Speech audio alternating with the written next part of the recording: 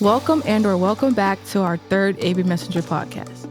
We are Kelley and Georgette Mayo. For this podcast, we are featuring interviews, the first with Miss Deborah Wright, a former long-standing staff member who was Avery's reference archivist and the editor of the Avery Messenger newsletter. Our second interview is the introduction of a reoccurring segment, Conversations with Our Donors, featuring Dr. Dale Rosengarten, a scholar of sweetgrass basket making, past and present. For our continued history on the origins of the Avery Research Center for African American History and Culture, we encourage you to visit our Avery blog on our website. On upcoming blog entries, we will discuss the work of Avery's first executive director, Dr. Murder Glasgow, the Avery Research Center's official grand opening at 125 Bull Street in 1990, early archival collections acquired, the center's initial staff and interns, a description of Avery's foundational pillars, which remains true today. Our archival collection highlights will feature a brief description of an oral history with Dr. Murder Glasgow and the newly processed Avery Research Center for African American History and Culture, highlighting the center's past and present directors. Now, we invite you to sit back, relax, and enjoy our third episode of the Avery Messenger podcast, beginning with our interview with Miss Deborah Wright.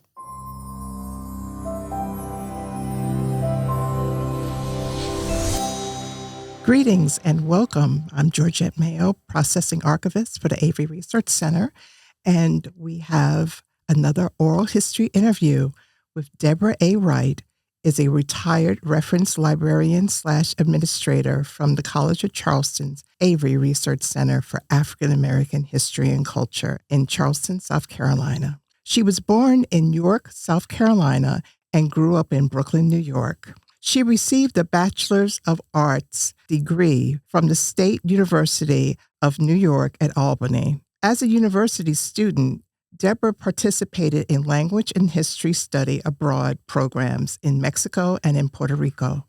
Additionally, she has traveled in West Africa to Ghana, Liberia, Togo, Ivory Coast, Senegal, and Benin. She has also traveled in the Caribbean, West Indies, to Barbados, and notably on multiple research trips to Jamaica, West Indies. Prior to working at the College of Charleston, Deborah Wright was a public administrator and educator for the Office of Public Education and Interpretation of the African Burial Ground Project in New York City. She recently served as associate editor of the South Carolina Black History Bugle, an educational resource magazine for elementary school students. She served as editor of the Avery Messenger, the College of Charleston's Avery Research Center's news magazine. So before the podcast, the Avery Messenger was a periodical. Deborah is a co-founder of the Charleston Remembrance Program, which for the past 26 years has hosted programming honoring Africans who perished during the transatlantic slave trade's Middle Passage. She is a member of the International Coalition to Commemorate African Ancestors of the Middle Passage, established to organize activities designed to remember the millions of Africans who were sold, kidnapped, shipped, and then died along the route from Africa to the Americas. She worked with Go Gay Africa during their early formative years, hosting networking parties, conducting interviews, and writing articles for the magazine, and generally promoting the Go Gay Africa mission. Ms. Wright, we've known each other for close to 20 years, ever since I've been at Avery, and it's a pleasure to turn the tables around and interview you. Yes, very nice to be here. Thank you so much. Well, thank you for being with us. Well, let's go back a little bit. We both grew up in Brooklyn, New York, and we have a little bit of similarities in regards to our introduction to museums and archives. So if you'd like to elaborate on your experience with museums and archives. Well, as you said, yes, I did grow up in Brooklyn, New York. As you know, as you indicated, I was born in South Carolina, York, South Carolina, but I grew up in Brooklyn, New York, actually on Park Place between Franklin and Bedford Avenue. I think you're familiar with that. And that was in very close walking distance to the Brooklyn Museum, the Grand Brooklyn Museum, and the Grand Army Plaza Library. I spent a lot of time in both places Both places were impressive historically, structurally, and their holdings were great.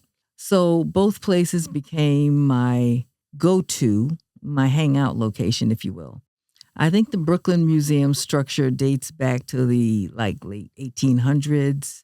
And my particular interest, or I should say fascination, with the Brooklyn Museum were the Egyptian antiquities. They also had a great African and Pacific arts, Pacific Island art and artifact collection. And actually, it was my first time experiencing anything like that up close and personal outside of, I'd seen images in National Geographic magazine, but really it was my first time seeing that type of art up close and personal. I took an interest also in their period exhibition that focused on the history of a Dutch colony in Brooklyn. So there were other things about the museum that kept the young me coming, and some incredible, beautiful indigenous Native American artifacts too. The museum did have an archives. I hear it was a really, really good archives. I never did use it at that time. Now, the Brooklyn's main public library, which was kind of close to the Brooklyn Museum, was the Grand Army Plaza Library. I spent hours upon hours upon hours in that library. It was about 3 or 4 floors. Georgette, is that correct? Do you recall? I want to say it's 3 floors. About 3 floors, okay. And there were 3 reading rooms. My favorite one was on the first floor. The librarians there were great. I spent hours reading books in there, doing homework there. I took books out. I took albums out. I think the first album that I recall taking out, taking home and listening to albums, yes, an album that you put on a record player, was Porgy and Bess. And you were able to do that back then. And so I had my library card, and you were able to take as many books out as you wanted, and that was really great. So it was a really, really, really nice library. My first archival experience came a little bit later, during a period when I was working with a group, the Concerned Brooklyn Musicians, which I helped co-found, and we were working on gathering Brooklyn history. And I was working on a proposal, and I went to the Brooklyn Historical Society that was located in Brooklyn Heights. That was not in my neighborhood necessarily. It was in Brooklyn Heights, still in a walkable distance. The Brooklyn Historical Society was a pretty highbrow kind of a place, and I was not treated wonderfully there. They kind of acted like I didn't necessarily belong there, but, I persevered and I got what I needed, and, we worked through it. When they kind of saw that I was serious and I wasn't going to leave without the information that I needed, and that I, was going to hang in there, and they let their brows down a little bit and, and I kept coming back. So they had a lot of good stuff in the Brooklyn Historical Society too. But yeah, they weren't that wonderful back then, I have to say. I think they might have gotten a little better since then, from what I understand. So that's sort of my introduction to museum and archives. It was a great introduction because living near the museum, living near a library like that was really, really good. Okay, so that brings us up to Avery. And how did you first become aware of the Avery Research Center for African American History and Culture? Well, I became aware of the Avery Research Center while still in New York.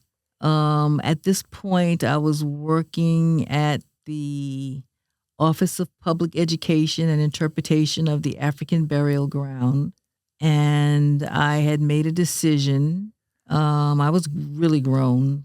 At this point, I had made a decision to move back to South Carolina and to Charleston, and I had begun my research journey of Charleston to see what was in Charleston that might be of interest to me, where I might work when I got to Charleston. And I came upon the Avery Research Center and tucked it into my vest, and as a place that I might need to visit when I made my exploratory visit. In the meantime, one day a call came into the office, and it was Dr. Bernard Powers from the College of Charleston, and he was seeking some information. We assisted him with the information that he needed, and I told him on the phone that I had planned to move to Charleston, and he graciously said that if there was any way that he could be of any assistance, he'd be happy to do so. So in any case, I did move to Charleston. That was in 1997, the end of the year. And I took a tour of Avery. I met the staff. Early in 1998, I came back and I asked the director, who was Dr. Marvin Delaney, if I could come in as a volunteer. And he agreed. And that's kind of how I started my journey at the Avery Research Center. Okay, what were some of the positions that you held while at Avery? Okay, so I wore a lot of hats at Avery. I know. A lot. So I began as a volunteer, thanks to Dr. Delaney, and I just felt I needed to come in as a volunteer and kind of just understand what Avery was about. Once I took the tour, I really felt like this was a place I needed to be. This was a place I needed to work. I felt I needed to be there. I felt I needed to be at Avery, and I felt Avery needed to be with me. We both needed each other. That's kind of how I felt. But the idea of volunteerism was with me. When I was working at the African Burial Ground, I was the field office administrator, and I was also the volunteer coordinator there. I had started a volunteer newsletter there as well. So the volunteerism was very important. So I came in as a volunteer. Then I got to know everyone there, and they got to know me. Then a position came open there, the reference archivist, and I applied, and I was hired. So I was a reference archivist, and there was a reference librarian. Then I was a photo archivist. The position kind of shifted. Then I became the director of special projects. Then very briefly, I was an interim director. That was just a very brief position. Then I was associate director. During several of these positions, I was the editor of the Messenger. Not necessarily in that order, but not far off. So those were some of the positions I held there.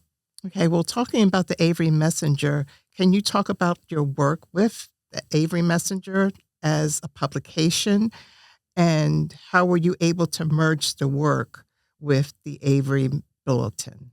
Okay, before that, I just want to kind of briefly mention that shortly after I was hired at Avery, which was in 1998, I joined the Charleston branch of the Association for the Study of Afro-American Life and History, which was ASALH. And I asked if they would like for me to develop a newsletter for them. And I had already created a publication for the volunteer program at the African Burial Ground, as I just stated. They said yes, of course. And so I created a newsletter for them, which was called the Lowcountry Voice, which we launched in July of 1998. Also did some other work on a publication for their 74th National Conference. Now, regarding the Messenger, the Avery Institute of Afro-American History and Culture, which is the board of the Avery Research Center, they had previously been publishing their newsletter, which was called The Bulletin. And Miss Lois Sims, a former Averyite, retired Charleston educator, and one of the stalwarts and advocates for the establishment of the Avery Research Center, was the editor. She pretty much did everything and kept the Bulletin running. I would say it was a pretty modest publication, yet very effective in keeping the information flowing regarding the Avery Institute activities and the progress of the board. So the Avery Messenger was born in the fall of 2003. Yeah, it was 2003, because Miss Sims sort of retired it after a certain point. She retired the Bulletin. So the Messenger was born.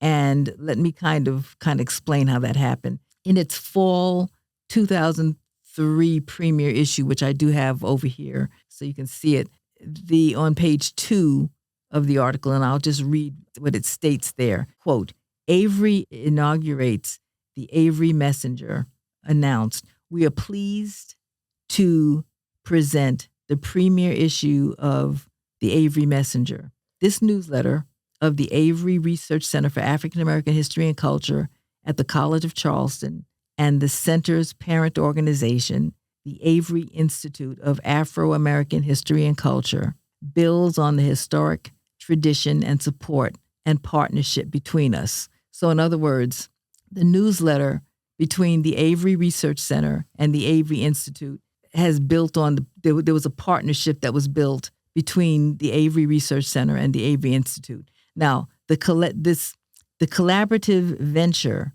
this partnership developed under the leadership of Avery's former director, Dr. Karen Chandler, and the Avery Institute's former president, Mrs. Rosalind Harper. They sort of were the brains behind putting this together after Miss Sims retired the bulletin. So out of the gate, Avery Messenger's premier issue presented a bold and polished, as I stated before, the bulletin was sort of a modest publication, but the Messenger out of the gate presented sort of a bold, polished, and informative look. It lived up to its name, and I kind of want to just put this out there. It was the Avery Messenger.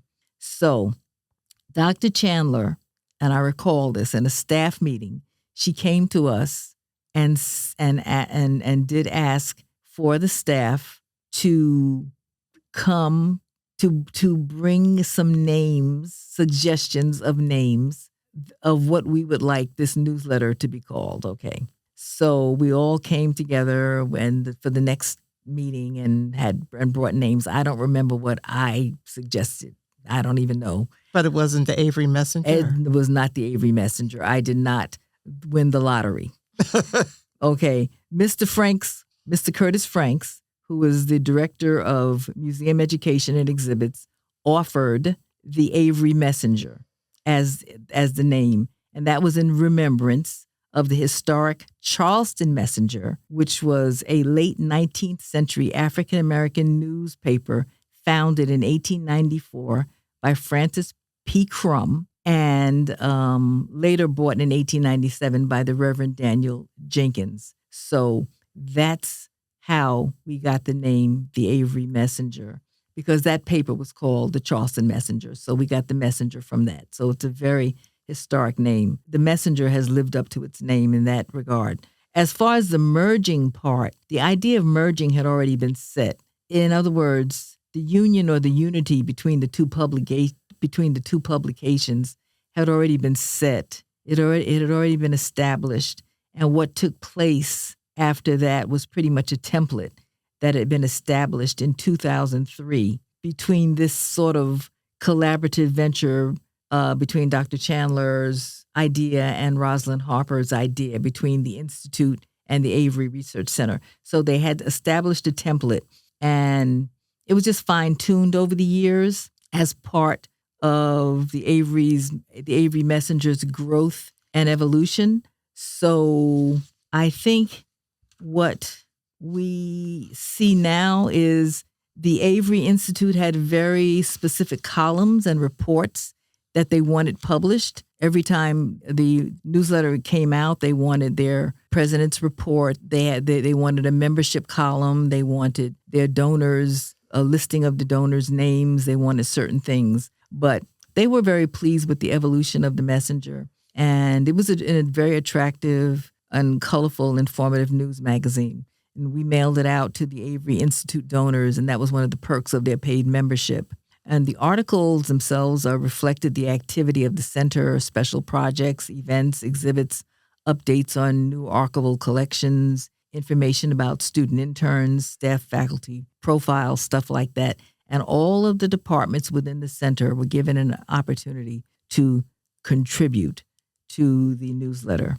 Now, my role in the Avery Messenger would undergo several team changes, nothing excessive, just changing of the guard type of stuff. I always worked as part of the Avery Messenger publication team in some capacity or another, as a contributor, providing photos, or some other type of resource for print. When Steve Hoffius became the copy editor, I worked directly with him as an on-site intermediary with the staff, helping to make sure that they met the deadlines, got necessary photos, archival data, etc. I think Mrs. Leela Potts Campbell was the editor at the time. But my interests and experience in publishing, because of my interest and experience in publishing, I always made sure that I was at the table. So when Dr. Lassane Dockery now came on, that's when I actually took on the position of the editor of the newsletter and became the person.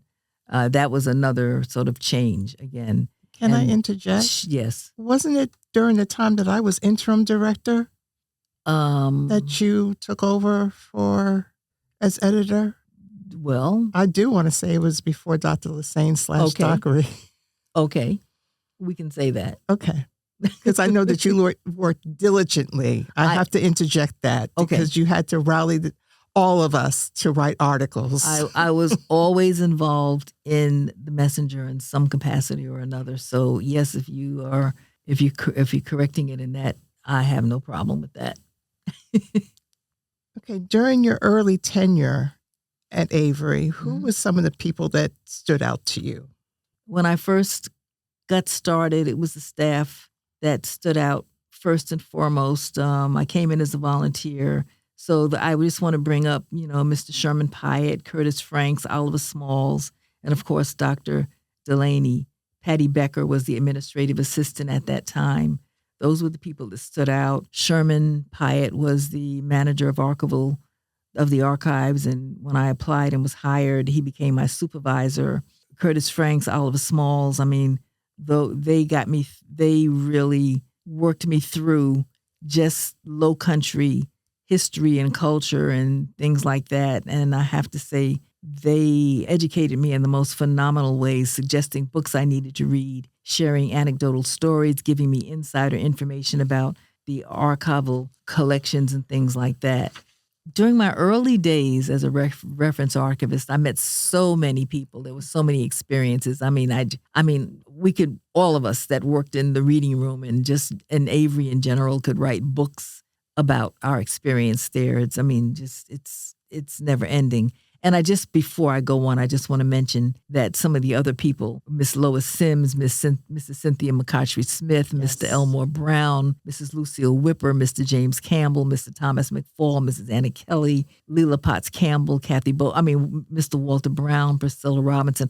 There's so many people. I can't begin to name all of them, but these people were so influential, so wonderful. You don't want to name them because you don't want to leave anyone out. Right. So it's so difficult, but some of these people just gave so much, and they were so influential, and they were so wonderful, and they led me through so much. But during my early days as a reference archivist, there was a young couple from Nigeria that came through the doors, and they had just launched a cultural tourism company in Nigeria called Goge Africa. And as part of that, of their diaspora tourism outreach and research, they wanted to travel to the United States. They had never been to the United States. So they went to the American Embassy in Nigeria, and they met a man named Mr. Ed Moses, and he suggested that they visit Charleston, South Carolina, and that when they come to Charleston, they come to the Avery Research Center. And it's very interesting because Mr. Ed Moses' mother was from Charleston and had attended the Avery Institute. His mother's name is Myrtle Brown, and she was born in 1922. Mr. Moses, I spoke to him recently. He didn't have any information about her graduating class, but, he did suggest that. And he traveled with them to Charleston. Now, he had been living in Nigeria for years and years, and he traveled with them on that first trip that they made. They made subsequent trips to Charleston, and we became such friends that on several of their trips, they stayed with me.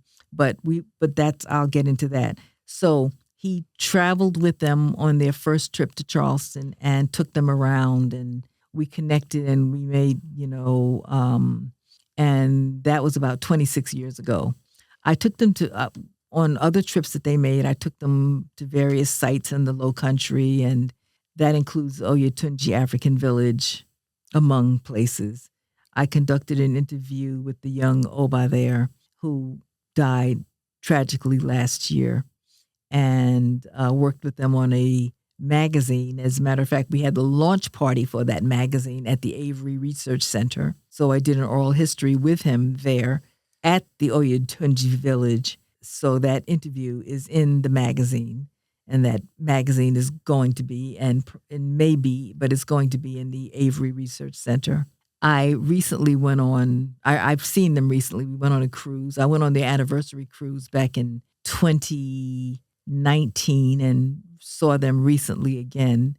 Their tourism business is doing really, really, really well. They want to come to Charleston again to kind of see some of their old friends that they met when they were here. But they were very resourceful and built that business up really well. And I just appreciated the fact that in the midst of all that they were trying to do, they wanted to come to the United States to include, the diaspora and African Americans into their whole Goge Africa tourism and stories. So they actually have some great stories online. You can find them on YouTube. They did a wonderful story with Miss Carolyn White that can be found on YouTube, and some other stories as well. So that's one of the many, many, many, many, many stories that came out of the reading room, and I've stayed in contact with them over the years. So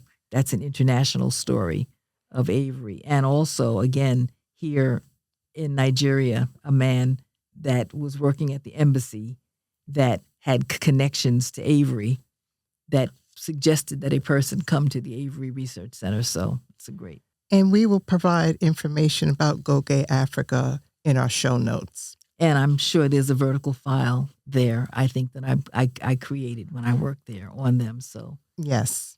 Now, Deborah, you have led and done so many different and wonderful and innovative things with Avery.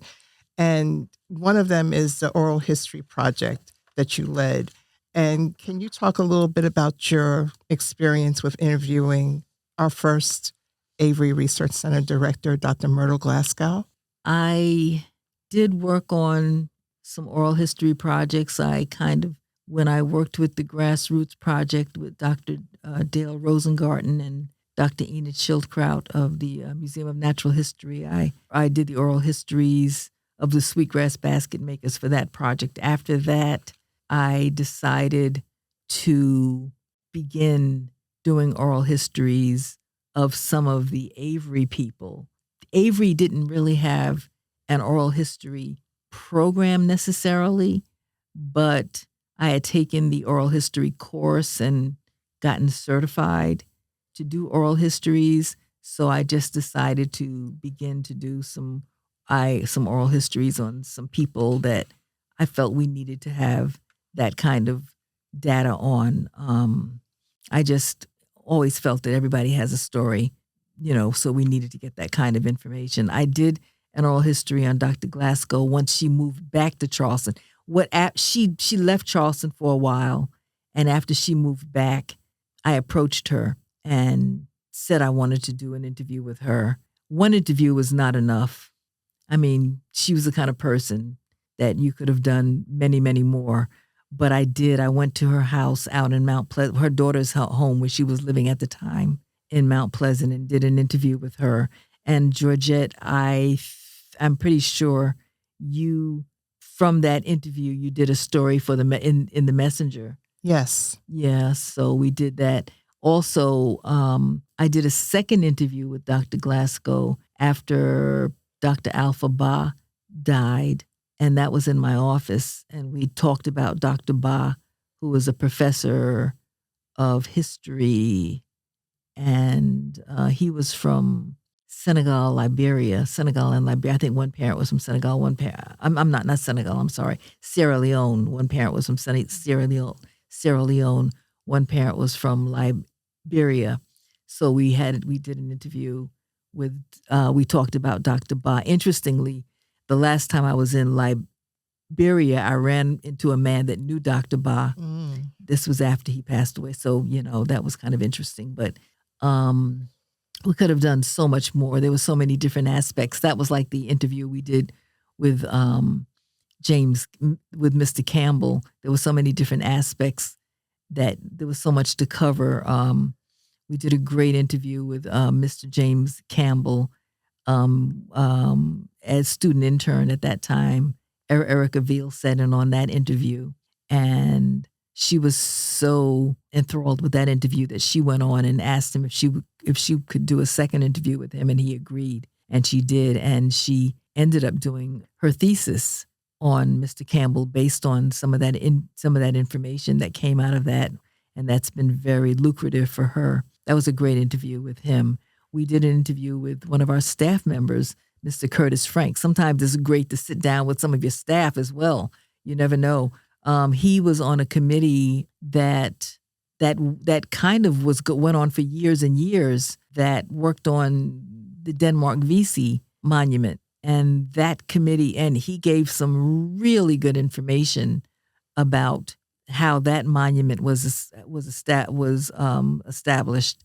And that interview is also, some portions of that interview are also in one of the issues of The Messenger. So there again, The Messenger has been an important vehicle for the Avery Research Center. And that's an important interview too, because he talks so much about the roadblocks that came to establishing that landmark monument, Denmark Vesey, for Charleston. We had monuments of Calhoun, and there was this and there was that and everything. But when they were trying to get a monument for Denmark Vesey, there were so many roadblocks. And he Mr. Franks very frankly discussed all of those kinds of things that happened, and the different committees that they had to go through. And they met at Avery. That was a number of years. So, yeah. Okay, the last question. Okay. What is the impact that the Avery Research Center has had on the community and shaping archives? I think the Avery Research Center has been pivotal, of course. It's the obvious in documenting and preserving the history and culture of Black Americans, with particular emphasis on the Charleston arena. Over the years, the center has hosted some of the most creative public programs in the forms of symposiums, exhibitions, and special features, and has been part of local, national, and global collaborations. The archival holdings have brought in a variety of researchers and scholars, and Avery appears in quite a few books and films. So these books boast Avery Research Center in its resource credits. Some of our student interns have gone on to pursue careers in library science, archival, and museum studies after their tenure at Avery. And those that were already on the path have felt more confident after their experience at Avery, just seeing how things operate and what they can really do at a place like Avery and how it operates. Deborah, Miss Wright, thank you for being a wonderful colleague, my mentor, my right hand when I was interim director, and a dear friend. Thank you for everything you have done and continue to do for the Avery Research Center for African American History and Culture. Thank you for sharing your thoughts and your experience with us. Thank you for having me.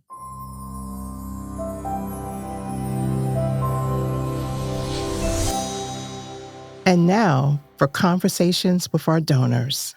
In this new and reoccurring podcast segment, Conversations with Our Donors, we talk to individuals who have donated their papers and collections to our archives at the Avery Research Center.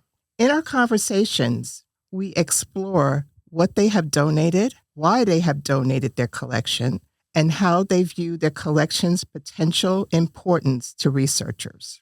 As Avery's processing archivist, I have the pleasure of organizing, describing, and preserving documents and materials of enduring value, thus making them accessible to researchers.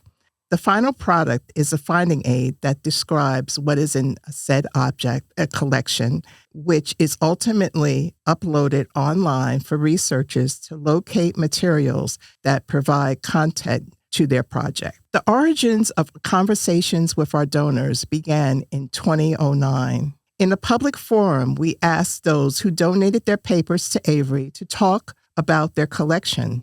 The goal is to introduce the concept of archives to the public, how they function, their importance in preserving one's history, why one should consider donating their papers to a repository. In our initial conversations, we interviewed educator and activist James Campbell, former Averyite, the Honorable Lucille Simmons Whipper, Atlantic Beach historian Sherry Suttles, and Eugene Frazier, James Island, South Carolina historian. In 2024, we revised the series with playwright Carlisle Brown. We are continuing conversations on our Avery Messenger podcast with the desire to reach and inform a wider audience. Our first podcast guest, Dale Rosengarten, Ph.D., is a scholar on the history of sweetgrass baskets, also referred to as seagrass baskets, and their makers. She has conducted extensive research on this topic, spanning several continents.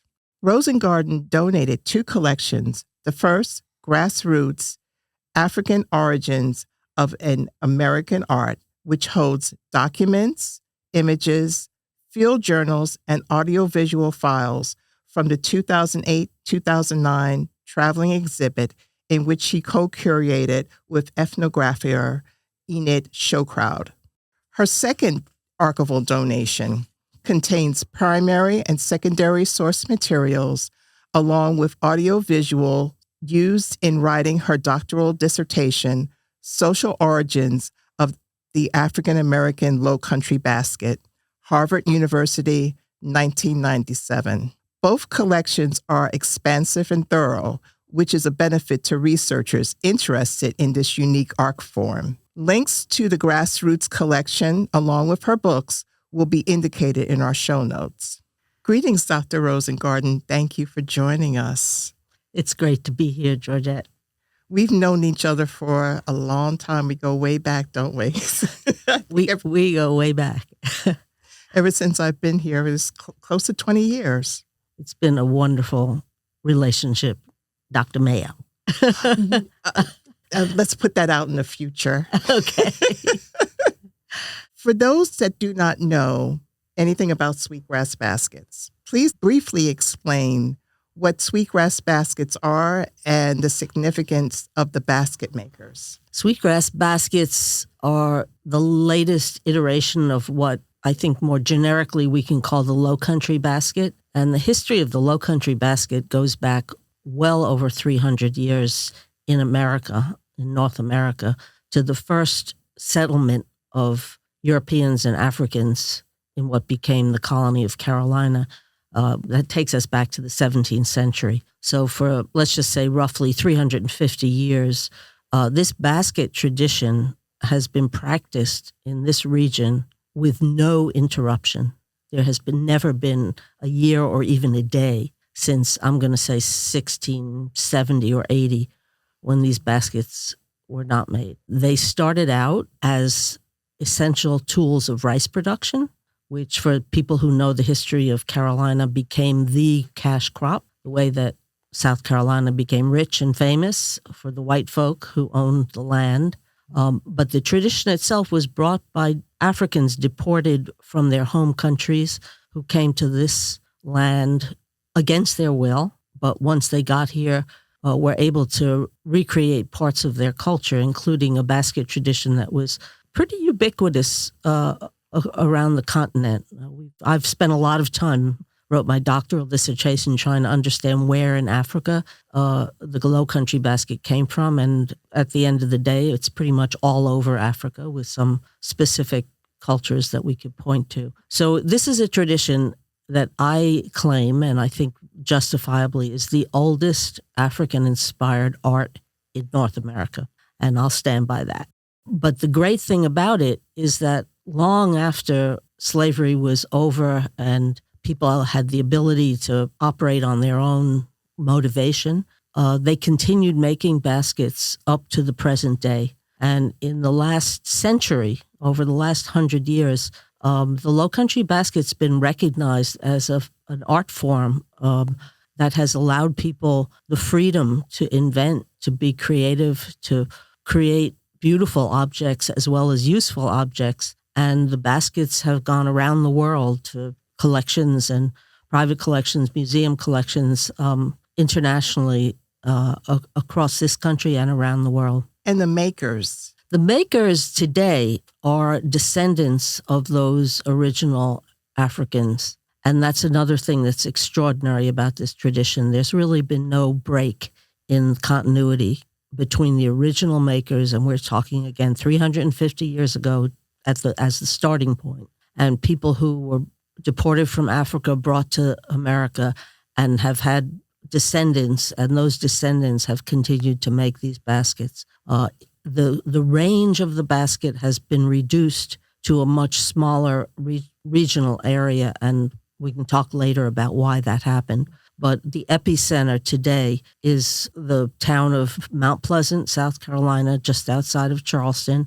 People call it the Charleston basket, but I call it the Mount Pleasant basket because that's really where folks learned how to find a market and really took the reins of the tradition into their own hands. And so it's a much smaller range of production, but it's still the original sewers. And we do call them sewers as opposed to weavers. Some people call it weavers today, but the old-timers would refer to what they do as sewing. They sew a basket. This is a coil basket, and they refer to themselves as sewers. Yes, it's a fascinating history. So thank you for, providing that information, particularly for people that have no clue of what a beautiful Sweetgrass basket is. How did the traveling exhibit Grassroots come about? Well, if you'll permit me to go back to the beginning, my beginning yes, please do. Of engagement with Lowcountry sewers. It started in 1984, and the McKissick Museum at the University of South Carolina put an ad in the Charleston newspaper for a guest curator of an exhibit that they imagined, it was right at the beginning of the project, would showcase Lowcountry baskets. We called it the Lowcountry Basket Project. I was fairly new to South Carolina. I moved here in 1976. I had just had my second child, and I really wasn't looking for a job. But the advertisement in the paper was too good to not respond to. So I went up to Columbia and interviewed for the position, and amazingly was awarded this job. It was a half-time job, so I could do it and still be a mom to my two sons. I lived in the right place. I lived in McClellanville, which was about a 30-minute drive from Mount Pleasant, which is, again, where the basket makers were based, especially at that time. And again, we're talking 40 years ago, so this is a long time. My charge was to interview basket makers and offer to buy a basket from each one that we would have in the exhibit at McKissick Museum. And I just slowly began to get to know the community. Right at the beginning, I had met a sewer who is now world famous,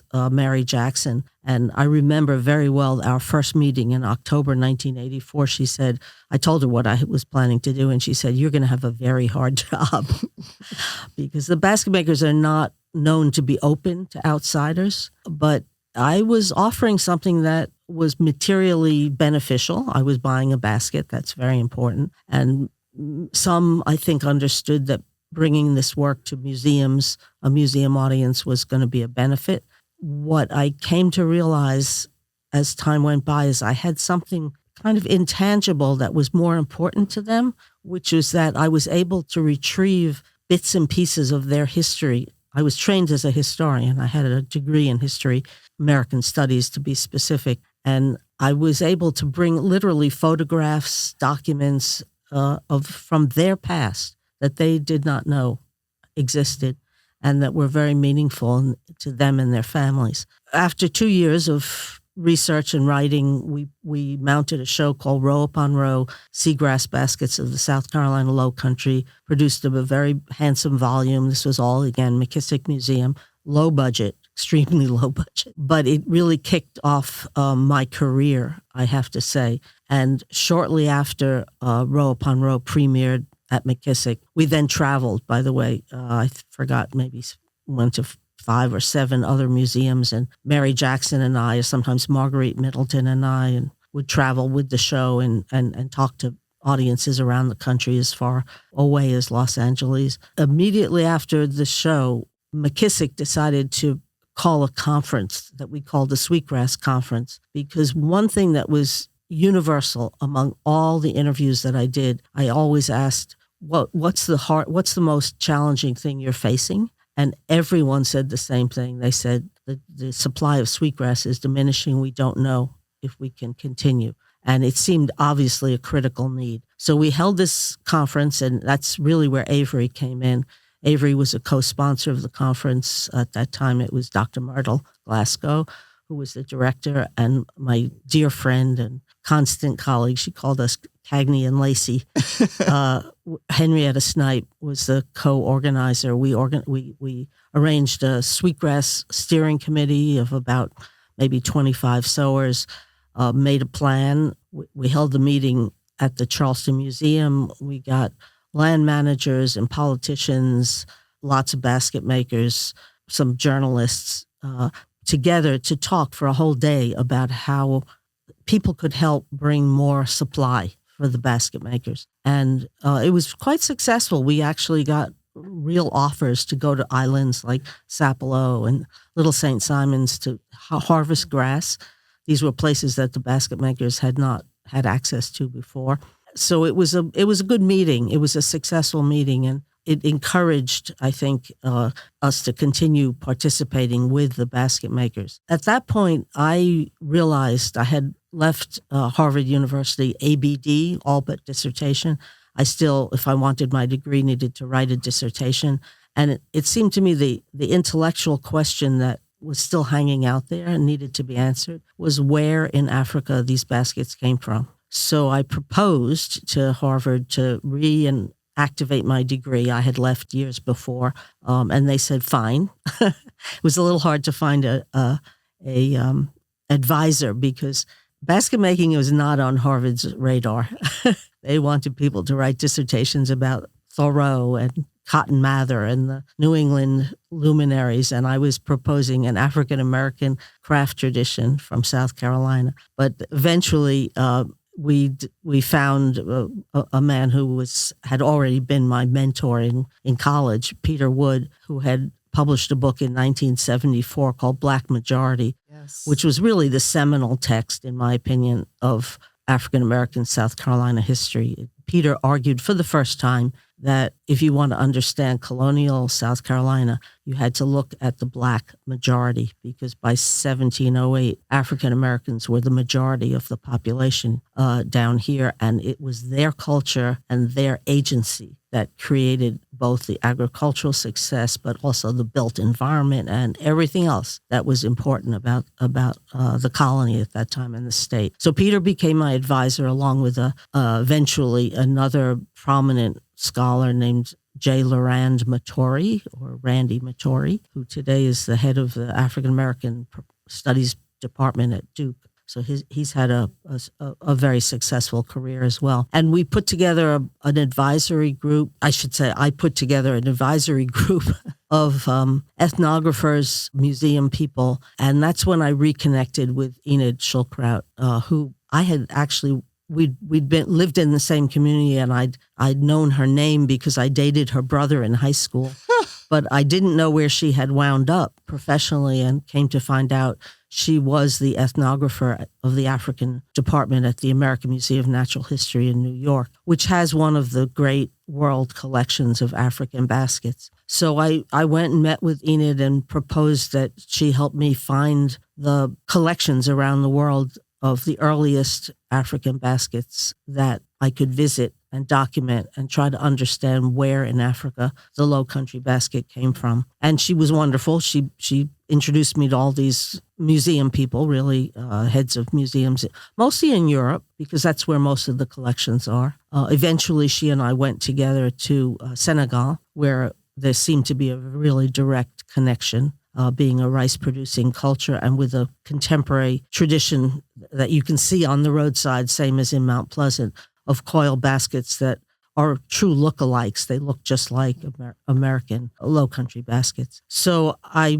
spent a couple of years doing museum research, basically, digging into their African collections. And at the end of the day, came up with the conclusion that there was no single source and that I was just chasing a shadow, so to speak. It really wasn't possible to say, this is where it started, this is where it wound up. There were many possibilities. Senegal was a great one. Angola, Congo was very strong, especially in terms of more complex shapes other than the Fanner basket. That's the basket that was used for winnowing rice. But, I wrote the dissertation, got my degree, and continued to talk to Enid about the possibility of mounting a show that would bring African baskets and South Carolina baskets into conversation, to literally bring them into the same gallery and let them talk to each other.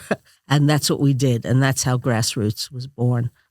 We had, my hefty doctoral dissertation. My boys called it the doorstop version.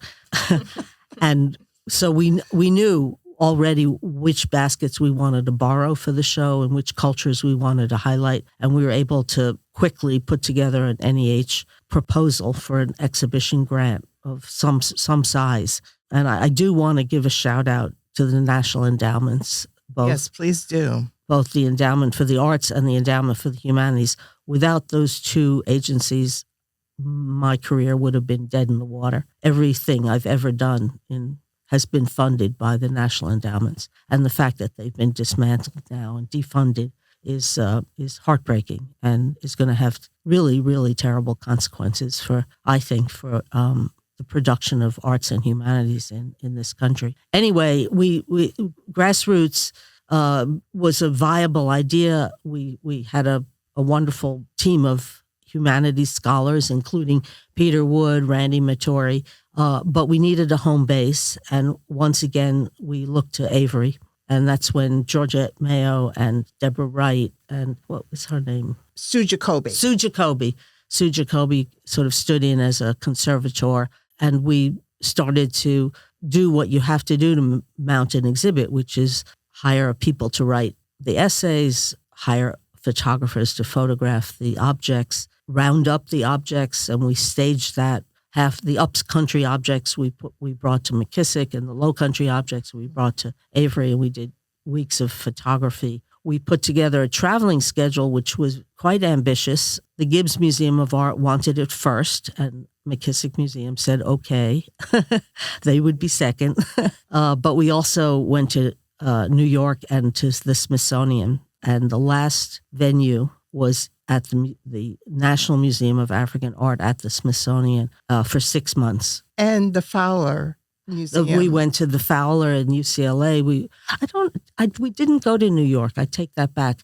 New York was supposed to be the last stop on the national tour, but by the time we were ready to go there, the museum that had actually I remember hosted the show had not finished outfitting itself for exhibits, and in fact never did. It morphed into the Africa Center, so we never did get to New York. But we had a 6-month run at the Smithsonian that was very significant. Yes, and that was June to November 2010. They hired a whole new team of designers. The graphics they produced were exquisite. I have to say, the basket makers who went to that opening felt like they had died and gone to heaven. I mean, it was so beautiful. It was so major. And to be in the nation's capital, it really, really was an important venue. And then fortunately, because of this longstanding involvement with Avery, and I say we because Georgette Mayo has been materially involved in bringing the collection to Avery. We've been able to donate, accession, and catalog everything we collected, which included a huge amount of audiovisual, including my sister, Dana Sarday, is a filmmaker, and she made a wonderful film called Grassroots, the enduring art of the Lowcountry basket. But to make a film, you have hours and hours of outtakes. So all of that, all of those recordings, and those are high quality video recordings, are now at Avery and available, accessible. We collected all the sort of historic and vintage recordings of the Gullah language and the Lowcountry. We tried to evoke the Lowcountry landscape. So that research materials, I'll call it broadly speaking, and all of the ephemera from the basket makers, their cards and their brochures, and are all accessible to the public now at Avery. And a lot of researchers, I'm proud to say, have been utilizing that collection. That's great. Yes. And going back to Grassroots, my impressions, I was fortunate to attend the Gibbs, the McKissick, even went to the Fowler, and of course, the Smithsonian, the Museum of African Art, which was spectacular, as you said. What I found interesting is that because of the space, their museum exhibit space, it was, the exhibit was set up differently. Some were my favorites, I have to say, the Gibbs, obviously, hometown, and the Smithsonian. What I found interesting, the way that they arranged it, was the Fowler Museum in Los Angeles. The Fowler was really special because an earlier student of the Lowcountry tradition, a man named Greg Day, happens to live in the Los Angeles area. And he has been sitting on, and I will say that, for 50 years, a collection of photographs that are just extraordinary. He and his partner at that time, whose name today is Kate Young. When they were working together, her name was Kay Day, but 50 years later, she's Kate Young.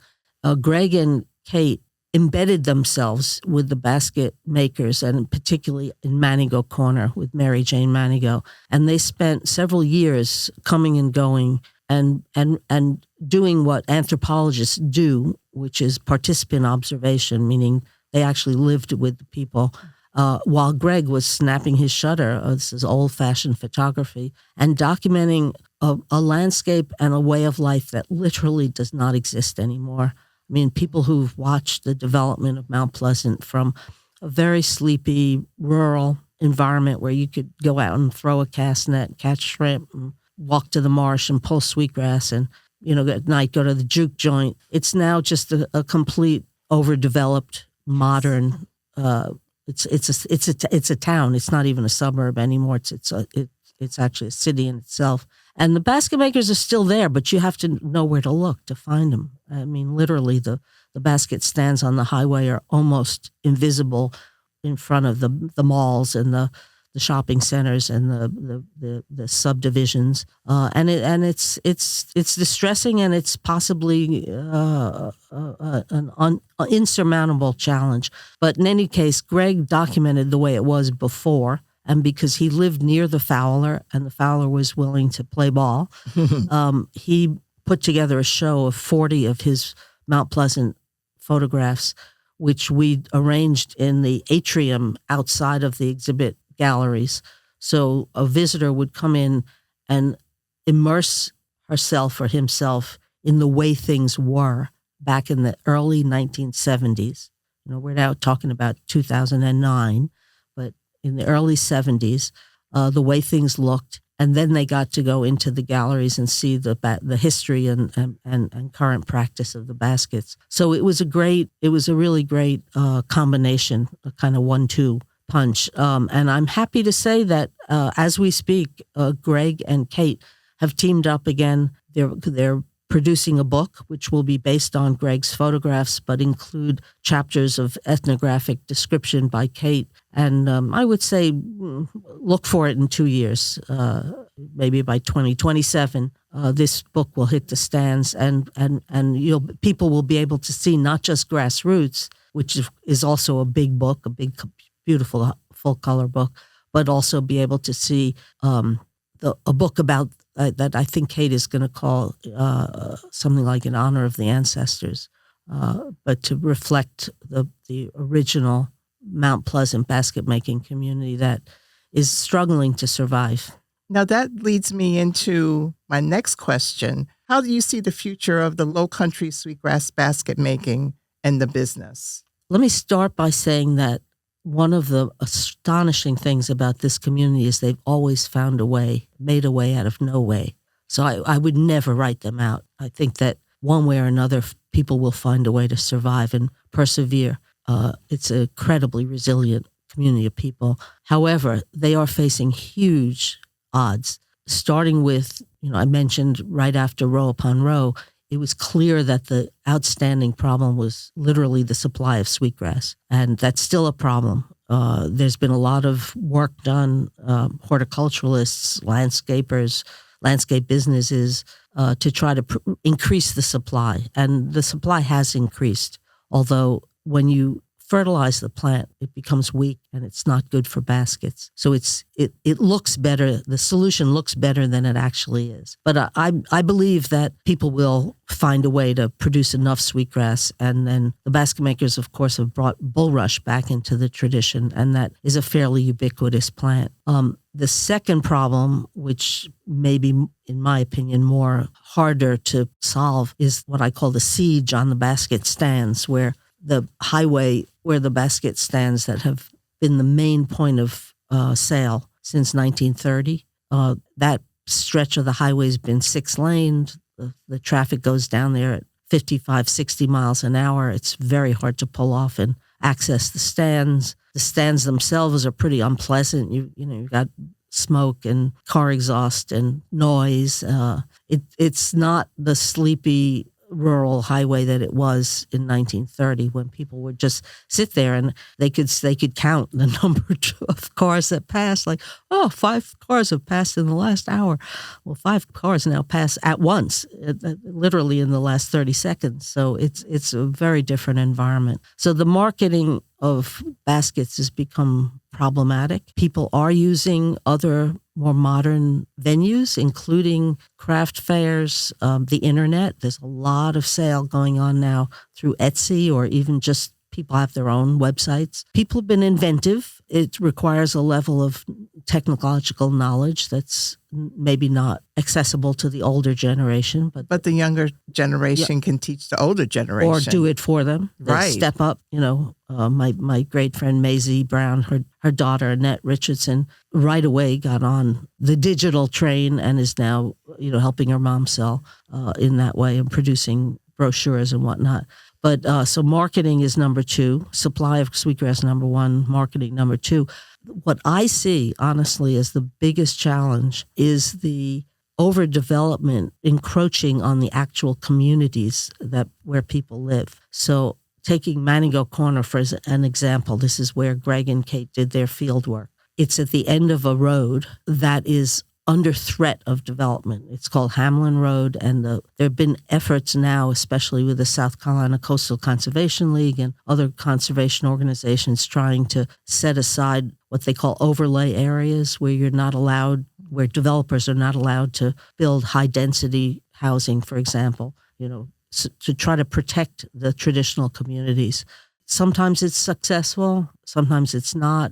Sometimes it's limited in time. We don't really know how long these overlay districts will hold. If you know anything about the Sea Island, St. Helena Island has been fighting the good fight for decades now against golf course development and subdivisions. Mount Pleasant has been transformed from a rural, largely Black community into a bustling, white, cosmopolitan, commercial environment where it's very hard to see how the extended family structures of the basket making families can persist. I mean, basket making has never been an individual opportunity. It's always been a family craft, with the men going out to harvest the grasses, the children learning and maybe making basket bottoms, the middle-aged women taking care of kids and minding the stands, the younger women going out and earning a living in the so-called real world. It's always been a contribution to the family economy, but not the whole thing. And those families need protection. They literally need preservation of their home environments in order for them to continue what they're doing. In my opinion, that's the most dangerous threat to the tradition. Well, we definitely, as Avery, we're big advocates for the tradition, for the culture, Gullah culture. Cultural preservation is the name of the game. Yes. So my final question is, what were your reasons for donating both your research and your Grassroots exhibit collections? The Grassroots collection was kind of an obvious low-hanging fruit. I mean, we had put it together with Avery. The material was literally all in a series of file cabinets in my office at the Addlestone Library, and we just had to transfer it to Avery. And it's a very useful collection. I mean, it's coherent. It's full of audiovisual. It's a very rich audiovisual group of resources. At that point, I really wanted to also donate the materials I had collected when I was working on my doctoral dissertation, which included a vast amount of photography that my sister, the filmmaker, and I did in Europe in these collections, these archival museum collections, and also the field work that I was doing with the basket makers at that time, which included both finding places to collect sweetgrass, finding agencies that would plant sweetgrass. There's a lot of environmental work being done by the basket makers, but I was able to document it because I saved everything. The trip to Senegal that Enid and I made, we fully documented and bought baskets and brought them back from Senegal to the American Museum of Natural History. All that, I'm going to call it documentary material, which I guess fortunately was pre-digital. I didn't have an iPhone. We were shooting real film. So we're talking about negatives, black and white prints, some color prints, video, but it's all analog material. That is, it's real. You can hold it in your hands. We also, with the help of one of Georgette's colleagues, Veer Mehta, have accessioned the digital files that do exist. So if you want to see what the Smithsonian looked like the night of the opening or the Fowler, we have full digital documentation of those events. But, this is material that I used what I could for the work that I did, but I certainly did not use it all. And it's really out there for other people to pick up and carry forward. I also wanted to get it out of my office where it was, 15 boxes of old paper with kind of in the way of my grandkids' railroad tracks. So I know when we did our field archivist trip with Veer Mehta and Nate Hubler, I had to bring a team with me because I wasn't doing this by myself. It was a lot, but we're really thankful for your collection. And I know that researchers in the future, once I finish this particular, your actual research processing, I'm like, let's say 3/4 into it, because it is a large collection and I want to do it right. Just like working with Grassroots, which is available for researchers, and they have been utilizing it. But we really appreciate, your donation of the collection, because it's about basically spreading that knowledge. It's spreading the knowledge. It's in the service of cultural preservation, and hopefully it will inspire the younger generations of basket makers. I mean, that would be the ultimate plus, is if we actually got the second and third and fourth generations of basket makers to come in and realize how important their work is and the work of their mothers and their grandmothers and their grandfathers, and be inspired to continue. I mean, that would be the best thing that could possibly happen. Well, Dr. Dale, which I love to call you, I consider you the scholar's scholar because you're so thorough. I can learn a lot from you. Thank you so much for being our first Conversations with Our Donors podcast guest. Well, thank you. This has been a total privilege. Thank you.